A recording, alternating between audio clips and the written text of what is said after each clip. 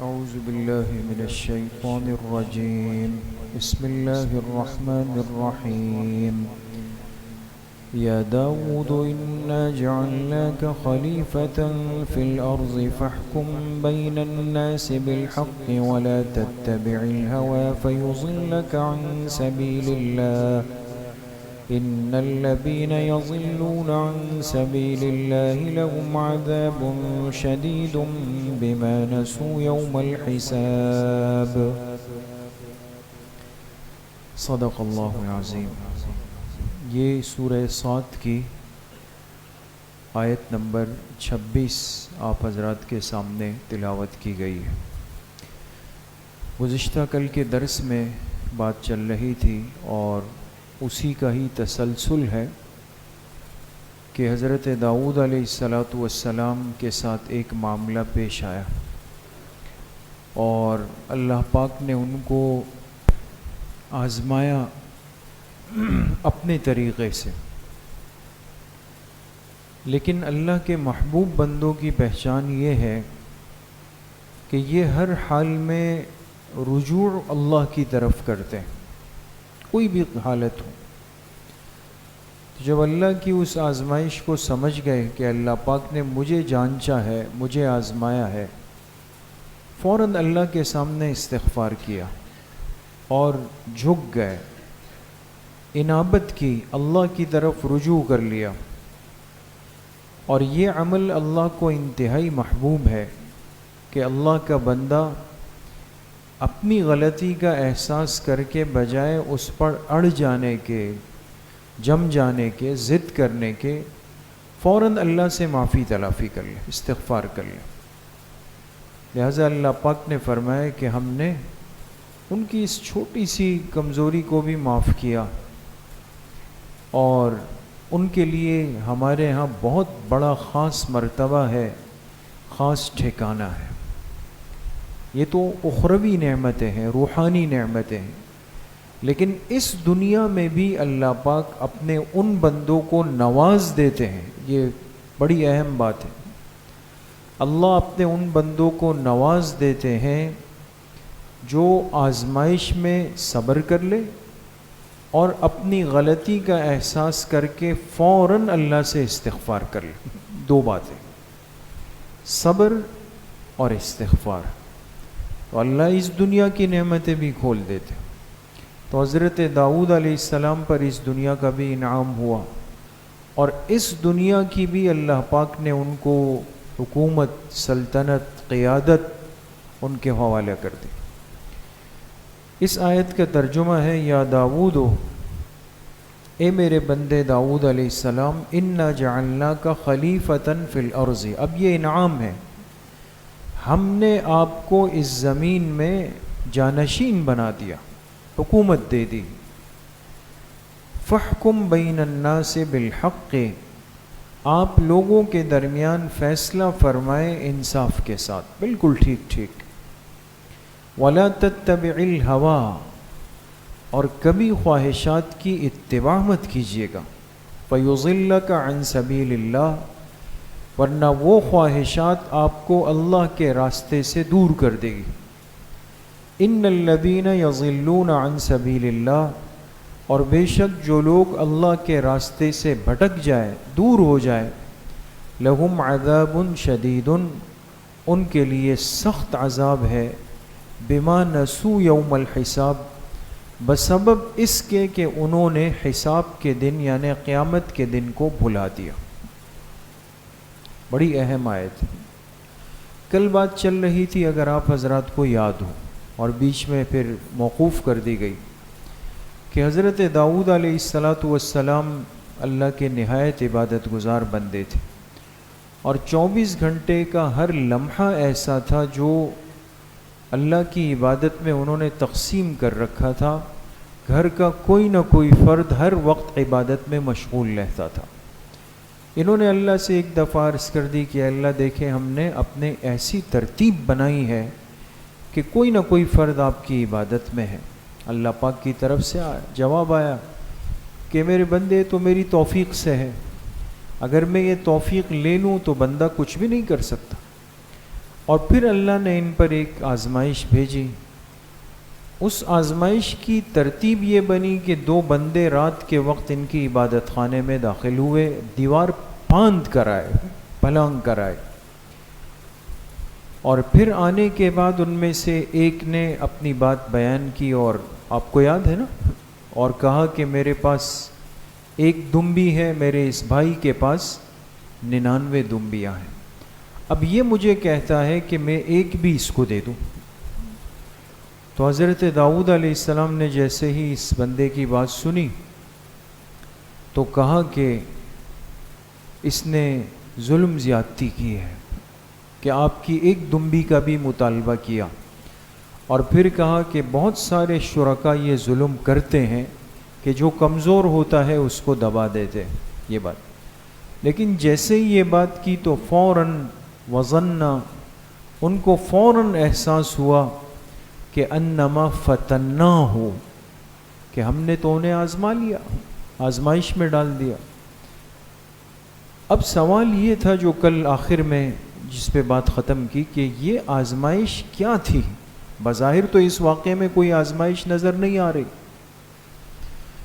بعض حضرات نے یہ لکھا کہ آزمائش کی شکل یہ تھی کہ انہوں نے ان 2 آنے والوں کی بات جب سنی تو 2 میں سے جس ایک نے اپنا مقدمہ پیش کیا تھا نا, ایک نے, اور اس نے کہا میرے پاس 1 دمبی ہے اور دوسرے کے پاس 99 دمبی ہے, تو اس ظاہری تفصیل کو سننے کے بعد سمجھ میں کیا آتا ہے کہ ظالم کون سا ہے, 99 والا نا, 99 والا ظالم.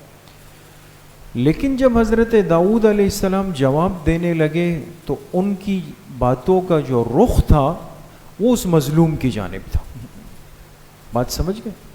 حالانکہ انسان جب کسی کی غلط بات کو سن لے کہ بھئی یہ غلطی پر ہے اور یہ درست ہے, تو اس غصے کا رخ اس غلط کی طرف ہونا چاہیے, بجائے اس کے کہ اس کمزور کو جو پہلے سے دبا ہوا ہے اس پر اور غصے کی نگاہ ڈالی جائے.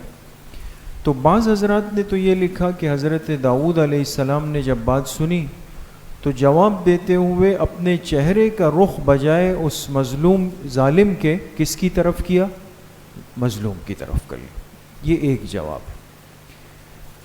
دوسرا قول یہ ہے کہ آزمائش کی شکل یہ تھی, اور یہ بڑا ایک مناسب معتدل جواب ہے, کہ اصول یہ ہے کہ جب مقدمہ کسی بڑے کے سامنے اور قاضی کے سامنے اور جج کے سامنے لایا جائے تو قاضی ہو یا جج ہو, فیصلہ کرنے والا ہو, وہ فیصلے کی بات کب کرے گا, جب دونوں کی بات سن لے. ابھی تو ایک مقدمہ والے نے بات پیش کی اور حضرت نے دوسرے کی بات سنی نہیں, اور فوراً اس بیچ میں اپنی رائے شروع کر دی بیان کرنا, جو اصول مقدمہ اور اصول انصاف کے برخلاف تھا. کہ جب تک دوسرے کی بات سامنے نہ آئے یک طرفہ بات سن کر تو فیصلہ نہیں کیا جا سکتا. ان کو فوراً اس پر تنبیہ ہو گئی کہ او ہو, یہ تو اللہ پاک نے مجھے ایک آزمائش کی ترتیب سمجھا دی کہ دیکھیں ہر چیز میری توفیق سے ہے, کیسے تم پھنس گئے, گڑبڑا گئے, ایک کی بات سنی اور دوسرے سے پہلے ہی چلے گئے. تیسرا جواب اس میں یہ دیا گیا کہ آزمائش کی شکل یہ تھی کہ انہوں نے اللہ پاک سے کیا عرض کیا تھا کہ ہمارے گھرانے کے 24 گھنٹے آپ کی عبادت میں گزرتے ہیں, اس میں سے ایک لمحہ بھی عبادت کے بغیر نہیں ہے. اب یہ جو ساتھی بیچ میں آ گئے اچانک اور انہوں نے اپنی بات چیت کی اور انہوں نے بات چیت سنی, سننے کے بعد یہ جو درمیان کا گیپ آیا, یہ مرحلہ آیا, وہ تو اللہ کی عبادت کے بغیر ہو گیا نا. تو اللہ پاک نے ان کو اشارہ کر دیا کہ دیکھیں ایک ایسی بات ہو سکتی ہے کہ جس میں آپ کی توجہ بھی نہیں جائے گی اور وہ عبادت کے بغیر ہوگا. تو معلوم ہوا کہ جو کچھ بھی آپ کو ملا ہے یہ میری توفیق سے ملا ہے. یہ تینوں باتیں اپنی جگہ پر ہے, برحق ہے. لیکن اصل بات سمجھنے کی ہے کہ جیسے ہی حضرت داؤد علیہ السلام کو احساس ہوا فوری طور پہ فاستغفر ربہ,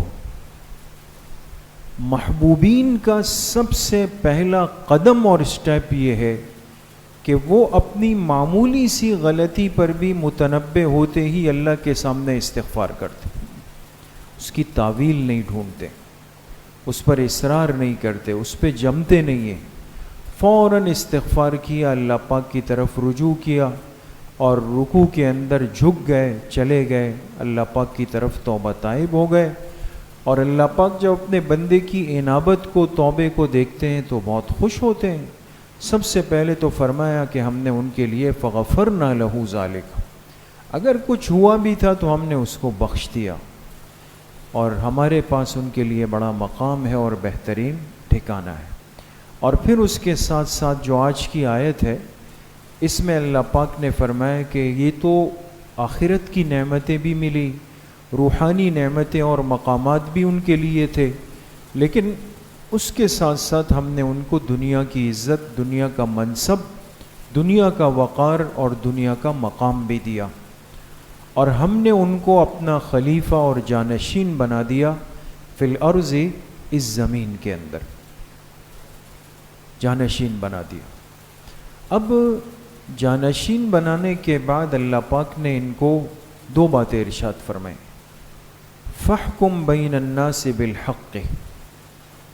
ہمارے مفسرین نے لکھا ہے تمام تفسیروں میں کہ چونکہ حضرت داؤد علیہ السلام کو اللہ پاک نے خلیفتاً فرمایا، اور خلیفہ وہ ہوتا ہے جو کسی بھی ملک کی منتظمہ کو، انتظامی امور کو سنبھال لیتا ہے، جسے آج کل کی اصطلاح میں ہم حکومت کہتے ہیں، حکمرانی کہتے ہیں، سارے کے سارے انتظامی امور اس کے پاس چلے جاتے۔ اب حکمرانی میں انتظامی امور کا مدار کن باتوں پر ہے، اس کے لیے جو اصل الاصول، جو بنیادی بات ہے، وہ ہے فاحکم بین الناس بالحق۔ ایک حاکم میں اگر یہ صلاحیت ہے کہ یہ انصاف کی بات نہیں، انصاف کا فیصلہ بھی کر سکے، یہ شرط ہے۔ ایک تو ہے نا صرف بات ہے کہ میں کھڑے ہو کے کہوں کہ جی سب کے ساتھ برابری ہوگی، ہم سب کو برابر لے کے چلیں گے، تو یہ زبانی جمع خرچ تو مشکل نہیں ہے، یہ تو ہر ایک کرتا ہے اور کر رہا ہوتا ہے، لیکن فیصلے کے بعد اس کو نافذ بھی کر سکے اور کر کے دکھا بھی سکے کہ واقعی میں نے یہ انصاف والا معاملہ کر لیا۔ اب رہی یہ بات کہ ایک حاکم میں اتنی جرأت اور اتنی صلاحیت اور استعداد پیدا کب ہوگی کہ وہ انصاف کی بات کر سکے، وہ بھی قرآن کریم نے حل کیا کہ وَلَا تَتَّبِعِ الْهَوَىٰ، نہیں کہہ رہی دوستو، ایسا ہو نہیں سکتا۔ حاکم انصاف اسی وقت کر سکتا ہے جب اس کے اپنے مزاج اور زندگی میں نفس پرستی اور خواہش پرستی ختم ہو جائے۔ لیکن اگر ایسا نہیں ہے، اور جیسے ہم آج دنیا کے اندر دیکھتے ہیں، کوئی بھی ہو، ایو من کان، ہر ایک اپنی عیش پرستی کے اندر مبتلا ہے، جس کے پاس جس درجے کا مرتبہ ہے۔ ضروری نہیں کہ کوئی وزیر اعظم یا صدر کے منصب پر ہے، بلکہ نیچے تک آپ آتے چلے جائیں گے، جو جہاں بیٹھا ہے، جس کا جتنا بس ہے تو وہ اتنا کر رہا ہے اور وہ اس کے اندر چل رہا ہے۔ اس خواہش پرستی سے وہ سر منہ انحراف نہیں کرتا لمحہ بھر کے لیے بھی، تو اس کا لازمی نتیجہ یہ ہوگا کہ یہ انصاف کی بات نہیں کر سکے گا۔ سارا کا سارا انصاف، عدل اور سختی وہ سمٹ کر اس طبقے کے ساتھ جڑ جائے گی جو پہلے سے کمزور طبقہ ہو، اس کو دبا دیا جائے گا۔ لیکن امیر ایک بڑا جرم کر لے گا، ایک بڑی زیادتی کر جائے گا، اس کے سامنے کوئی دم نہیں مار سکے گا، کچھ بھی نہیں کر سکے گا۔ اس لیے اللہ پاک نے حضرت داؤد علیہ السلام کو، جبکہ پیغمبر معصوم ہوتا ہے، لیکن مقصد قرآن کیا ہے؟ قیامت تک کی امت کی ہدایت اور رہنمائی۔ جو بھی اس قوم کی، اس امت کی رہنمائی کے منصب پر بیٹھے گا تو اس کے لیے بہت ضروری ہوگا کہ فاحکم بین الناس بالحق، لوگوں میں انصاف کے ساتھ فیصلہ کرے۔ ایک ریاست اور ایک حکومت کی بنیاد انصاف کے ساتھ چلتی۔ آپ دیکھیں نا کہ خلافت راشدہ کے دور کو دیکھیں یا اس کے بعد جتنا دور ہے، یا آج بھی دنیا کے اندر اسلامی نہیں ایک کافر ملک کو آپ لے لیں، اگر وہاں ہمیں زندگی کے رہن سہن میں سکون نظر آتا ہے، زندگی کے رہن سہن میں، ٹھیک ہے اندر کا سکون نہیں ہے، کفر کی وجہ سے نہیں ہے، وہ تو ایمان کے بغیر ہو نہیں سکتا، لیکن زندگی کے رہن سہن کا سکون اگر ہے تو اس کی وجہ صرف اور صرف یہ کہ وہاں عدل و انصاف کا ایک نظام چل رہا ہے۔ وہاں اگر غلطی بڑے نے کی تو وہ بھی عدالت کے کٹہرے میں، چھوٹے نے کی وہ بھی عدالت کے کٹہرے میں، کسی حکومت کے فرد نے کی وہ بھی عدالت کے کٹہرے میں، کسی عام فرد نے کی وہ بھی عدالت کے کٹہرے میں۔ ایک انصاف اور عدل کا کیا وجود وہاں پر ہے، لہذا زندگی کا ظاہری سکون وہاں پر ہے۔ اس لیے جو حضرات بیرون دنیا میں جاتے ہیں، یورپی ممالک میں جاتے ہیں اور واپس آ کے اپنی کارگزاری سناتے ہیں تو وہ یہ ضرور کہیں گے کہ جی وہاں پہ سکون بہت ہے، بدنظمی نہیں ہے، ٹریفک ترتیب میں ہے، لوگ ترتیب میں ہے، پولیس ترتیب میں ہے، ہر چیز ترتیب میں، حالانکہ اس کے پاس تو ایمان نہیں ہے۔ تو زندگی کی ظاہری ترتیب بھی اس وقت سنورتی ہے دوستو کہ جب ریاست کی بنیاد عدل و انصاف پہ کھڑی ہوئی، اور جب یہ عدل و انصاف آ جائے دوستو زندگی کے اندر، پھر کسی کو ڈنڈا دکھانا بھی نہیں پڑتا۔ اس لیے آج تک دیکھیں نا، جو حضرات 1990-80 سے پہلے کے سعودی عرب کے حالات دیکھ چکے ہیں، ان کی باتیں آپ سنیں تو وہ کہتے ہیں کہ نماز اذان ہوئی حرم میں اور دکانیں کھلی چھوڑ دی۔ ایسا ہی تھا نا، دکان کھلی ہوئی ہے، اس پہ کوئی شٹر نہیں، کوئی کپڑا نہیں، کچھ بھی نہیں، وہ دکاندار بھی جا کے نماز پڑھ کے آتا، سب بھی آتی۔ تو اب کچھ سالوں سے ترتیب آگے پیچھے کر دی گئی۔ تو جب ایک معاشرے کی ترتیب عدل و انصاف پر ہوگی، پھر آپ کو گھر کے دروازوں پہ 3 تالے نہیں لگانے ہیں، پھر آپ کو دکان کی پریشان نہیں ہونا ہے، کاروبار کے لیے پریشان نہیں ہونا۔ آج ہم نے اس چیز کا بالکل ایک جنازہ نکال دیا ہے دوستو۔ آخری بات جو ان آیات سے حضرت مفتی اعظم پاکستان مفتی محمد شفیع صاحب رحمۃ اللہ علیہ نے ایک بڑی قیمتی بات فرمائی۔ حضرت نے لکھا کہ دیکھیں یہ پوری آیات کو اگر ہم غور کریں تو یہ اللہ پاک نے بالکل صراحتاً ان آیات میں فرمایا کہ ہم نے اپنے بندے داؤد علیہ السلام کو ایک آزمائش میں ڈالا ہے نا، یہ تو آیت میں آیا، ہم نے ان کو آزمائش میں ڈالا۔ لیکن وہ آزمائش کیا تھی وہ ان آیات میں بیان ہوئی دوستو؟ وہ آزمائش کیا آئی وہ تو بیان نہیں ہوئی نا، وہ تو ابھی 3 اقوال مفسرین کے آپ کے سامنے آئے، ایک نے کہا یہ ہو سکتا ہے، دوسرے نے کہا یہ ہو سکتا ہے، تیسرے نے کہا یہ ہو سکتا ہے۔ یہ ایک علمی تحقیق ہوتی ہے، لیکن کسی مفسر نے یہ نہیں کہا کہ میری بات حرف آخر ہے۔ مختلف روایات کا سہارا لیا ہر ایک نے۔ تو حضرت مفتی صاحب رحمۃ اللہ علیہ نے لکھا کہ قرآن کریم میں اللہ نے یہ ضرور ذکر کیا کہ ان پر آزمائش آئی، انہوں نے استغفار کیا، ان کو معافی مل گئی، بڑے انعامات مل گئے، لیکن وہ آزمائش تھی کیا، اس کی تفصیل کیا، اس کی شکل کیا، یہ اللہ نے خود ذکر نہیں فرمائی۔ تو اس امت کا جو اہل علم کا طبقہ تھا وہ اس کی کھود کرید میں نہیں پڑے کہ چلو بھائی نہیں اب ہمیں تو ڈھونڈنا ہے کہ داؤد علیہ السلام سے کیا ہو گیا تھا۔ ہر ایک نے ایک ایک قول ذکر کیا اور سب نے آخر میں لکھا کہ یہ ایک امکانی بات ہے۔ تو حضرت فرماتے ہیں اس سے پتہ چلا کہ دین کے، یہ تاریخ کے، ہمارے مقدسات کے وہ سارے معاملات جو ہم تک پہنچے ضرور ہے لیکن مبہم ہے، تفصیلات اس کی نہیں، تو ہمیں اس کی کھود کرید کے اندر پڑھنا اور یہ بحث و مباحثہ کرنا کہ اس میں پتہ نہیں کون حق پر تھا کون نا حق تھا۔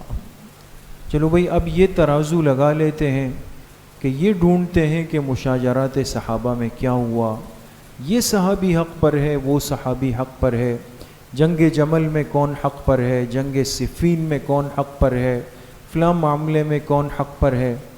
حضور علیہ الصلاۃ والسلام کی صحبت سے بنی ہوئی جماعت، جن سے اللہ پاک نے قرآن کریم میں واضح طور پہ کہہ دیا وَكُلًّا وَعَدَ اللَّهُ الْحُسْنَى، سب کے سب سے اللہ نے جنت کا وعدہ کر دیا، بات ختم ہو گئی نا۔ اس کے بعد ایک شخص اگر آج 1450 سال بعد کہے کہ جی میں تو تحقیق کر رہا ہوں اور میں نئی تحقیق لے کے آیا ہوں کہ فلاں صحیح تھا اور فلاں غلط تھا، یہ سوائے محرومی کے اور دین کی کمزوری کے اور دین سے محروم ہونے کے اور کچھ بھی نہیں ہے دوستو۔ ایسے فتنہ پرور لوگوں سے اجتناب کرنا، دور رہنا، ان کی باتوں کو نہ سننا از حد ضروری ہے، لیکن مصیبت یہ ہے کہ وہ اپنی باتوں کو تحقیق کہتے ہیں، ریسرچ کہتے ہیں اور احقاق حق کہتے ہیں کہ ہم حق بات کو سامنے لا رہے ہیں۔ مقصد 1450 سال کی امت حق چھپا رہی تھی، آج میں اس کو کھول رہا ہوں۔ اس لیے میرے عزیزوں، دوستوں، بزرگوں، جو ضروریات دین ہے، جس پر ہماری آخرت کا مدار ہے، جب اس دنیا سے آنکھیں بند ہوگی نا تو قبر میں اترنے کے بعد سارا سلسلہ ضروریات دین کا ہے دوستو۔ سوال بھی اس بارے میں ہے، پکڑ بھی اس بارے میں ہے، جنت کی نعمتیں بھی اسی بنیاد پر ملنی ہے، خدا نخواستہ اللہ کی ناراضگی بھی اسی پہ ہے کہ اگر کسی کو اس میں کمزوری رہ جائے گی۔ اس ضروریات دین اور اصول دین، فرائض دین، واجبات دین، منکرات دین، اس پر کوئی توجہ نہیں۔ اور یہ باتیں جو اللہ نے اس کو مبہم رکھا، ہم تک نہیں پہنچی، نہ ہم نے دیکھا نہ سنا، ہم اس کی تحقیق میں پڑ جائیں۔ تو اس لیے لا یعنی باتوں سے انسان دور رہے اور دین کو صحیح شکل میں سیکھنے کی کوشش کرے، دین کے ماحول سے جڑے۔ اللہ کریم مجھے بھی آپ سب کو صحیح عمل کی توفیق نصیب فرمائے۔ انشاءاللہ کل بروز اتوار بعد نماز عشاء، چونکہ انگریزی مہینے کی پہلی اتوار ہے، انشاءاللہ ماہانہ اصلاحی بیان اور ذکر کی مجلس ہوگی۔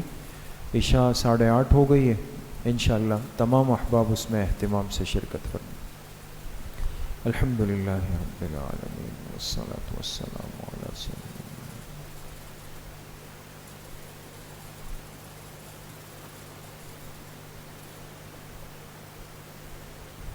ہمارے ساتھی بھائی صفدر صاحب بیمار ہیں، اسپتال میں داخل ہے، دعا فرمائے اللہ پاک ان کو شفائے کامل عاجل نصیب فرمائے۔